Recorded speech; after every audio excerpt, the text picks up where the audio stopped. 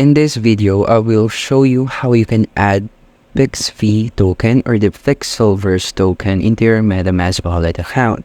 Well, this token is only available in the Ethereum network. So make sure that you have already completed setting up Ethereum mainnet into your Metamask wallet.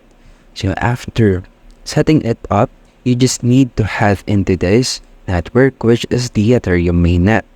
And once you click this, or once you switch into this network, you need to click this import button on the right side of the screen. And then you just need to search for the Pixelverse token, or in short is PixV token.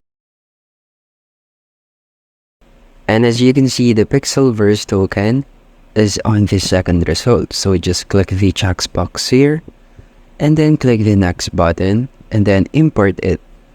And as you can see, it has completed importing the Pixelverse token into our Metamask wallet. And that's how you can add Pixelverse token into your Metamask wallet. And thank you for listening.